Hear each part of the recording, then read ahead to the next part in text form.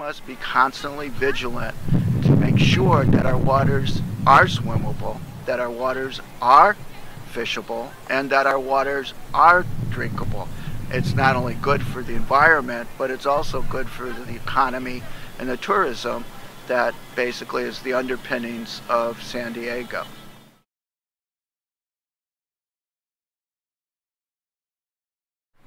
When we have the rains come, the runoff, the idea is to post a sign that says no swimming allowed, and you've solved the problem of urban runoff, just that simply.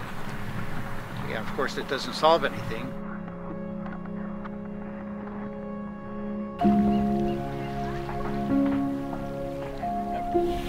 It's a death by 1,000 cuts.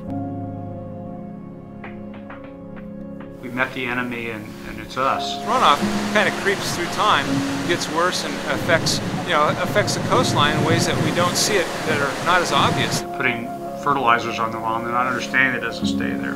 And they don't understand what happens when it leaves. Because when it hits those surfaces, it just runs right off and it picks up all the oils and all the nutrients from the lawn fertilizer, and it just flushes straight into the ocean. We're just going in there maybe like 30 minutes to go swimming, or like however long you're in the water doing it. And then it's like these animals actually living in it. They get into the food chain, and if we're not direct consumers of the sea life, then we're not going to really notice it.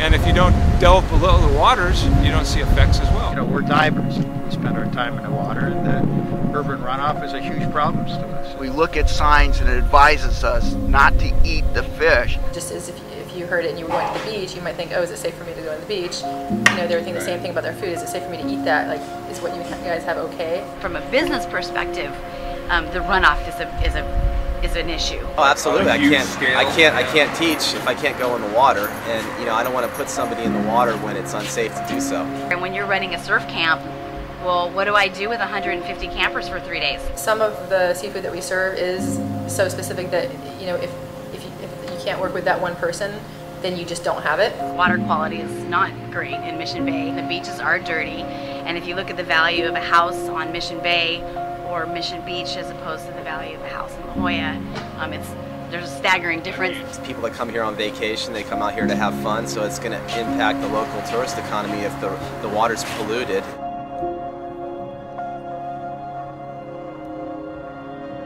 What we think about is the cumulative impact on a daily basis.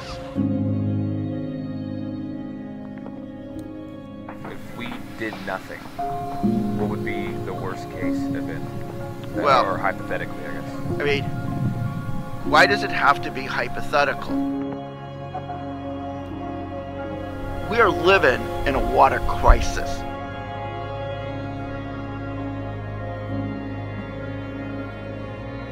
The food chain itself, the base of the food chain is the phytoplankton, and the phytoplankton can take these compounds up.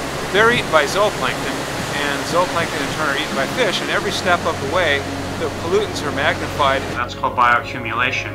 But bioaccumulation also poses the potential for human health to be affected. Include things like bacterial infections in your ears, and sinus infection, things like hepatitis, staph, stomach aches, gastrointestinal illnesses of one sort or another. I've heard of rashes of one sort or another. There's a long list. It's an issue for you because you're going out there to have some recreation and have fun. The last thing you want to do is get sick. It'll be that you don't want to come down here anymore. You don't want to come down. You'll have thrown away the whole ocean in front of you. It's one of those problems that is really disconnected from individuals. Just the general public or whatever doesn't understand how much our lives depend on the oceans. When you have a mass that's that significant, you really have to take care of it. Lack of education with the school systems. I don't hear about it a lot with my school. There's no really classes or clubs about it. Our task is to find those problems and fix them.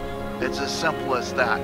By putting them into the position, first and foremost, where they're getting people out there, and it's almost like you're learning as you're doing something productive. Leave less of a trace of ourselves everywhere we go. Plan how we use that land wisely so that we end up with a system that is not polluting the marine environment. And be mindful about what am I doing that's putting things into the environment.